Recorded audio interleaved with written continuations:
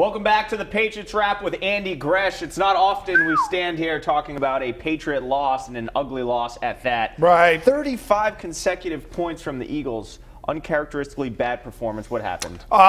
Breakdowns in all three phases of the game. You know, you can look at the offense and say the offensive line didn't get it done, which they didn't. You could look at the defense, and they're not as much on the hook, but you needed critical plays from the defense. You got some in the end in terms of ripping the ball out from Jamie Collins, so they don't get a big nick. But boy, special teams was pretty bad today. They lost the battle of field position. They had turnovers. You had returns. You had blocks. It was kind of a disaster from that end. And I know everybody will scoff over what he should have gone with, a second onside kick. But the bottom line is, with the injuries, the Patriots can't play bad football and still win. They've got to play good football because they don't have some of their stars out there. Belichick always harps on special teams. They always win that phase. Yep. You have the punt block returned for a touchdown, a punt returned for a touchdown, and then that wacky pooch punt onside kick. What went on with special teams today? Well, let's start with the block punt, because that's the big one to me, because it came right up the middle. Yep. And you should know better, quite honestly. It was great design. They found a flaw. They made it work. So that's one of those where it's you'll tip your cap to the other side, because they did a good job in design. Now, you can question the play calling there in the end of the second quarter. I didn't have a massive problem with it. There were a lot of balls that went through receivers' hands today. Look at that final drive. Yeah. I mean, and it was three different guys, too. That was the problem. You just had too many mistakes out there. And plus, guys like Keyshawn Martin and people like that, they're normally your core special teamers. Now, as your depth goes away, the guys who play on special teams have to do more. And obviously, it affected a couple of groups today. Obviously, the Patriots are better when Tom Brady plays well, but he's on the hook a little bit. Tried to force in the touchdown, return for a touchdown, and then after they got cued and he got the reception, he threw another pick. Is Brady, with all his weapons not out there, you know, Edelman and Gronk, is he kind of pressing a little? I think he's pressing a little, but I also think he understands that, hey, if the O-line blocks it up, I got to try to find a way to get something done. I mean, the offensive line and the kind of hits that he was taking, they weren't afraid to bring pressure now. This is a couple games in a row where the opposing defense looks at it and says, hey, I don't think you can block it. I'm going to throw it at you. And Brady's been getting the ball out but taking some hits. So, yeah, I think it's a little bit of everything. I think the timing of the offense is off at times.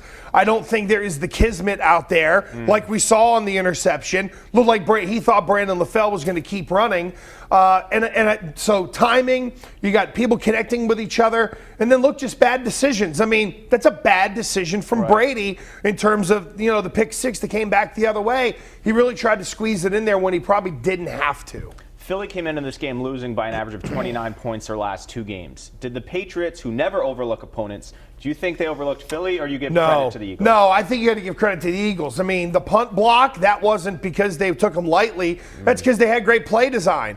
You know, they get the return from Sproles. I mean, that's great design. You get the pick six going back the other way. That's a mistake from really Brady, you know, trying to squeeze it in there and then not being able to hawk them down. All the hits. I mean, it was just everything. All three phases contributed to what turned into a real disaster. All right, we're just getting started with Andy Gresh. When he comes back in a little bit, we'll talk about how this loss affects the playoff standings, with Cincinnati and Denver now atop of New England in the standings. Much more from the Patriots Wrap coming up right after this. Welcome back to the Patriots Wrap with Andy Gresh. Typically, the Patriots play their best football this time of year. Yeah. Now, second loss in a row. That hasn't happened in 3 years.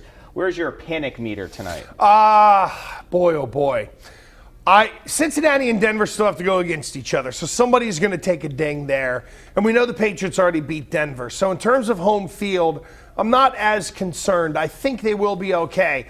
Look, what was really, if you were to say what's the number one reason why they lost, it's special teams. And I think most people think they can get special teams cleaned up, and they got to learn to play with, at times, makeshift offensive lines and whatever weapons they've got out there. So I'd say I'm on a 4. I'm concerned. There's a lot going on with this team, but the biggest ill that killed them tonight is, I think, the easiest thing for them to fix, and can get that done by next week.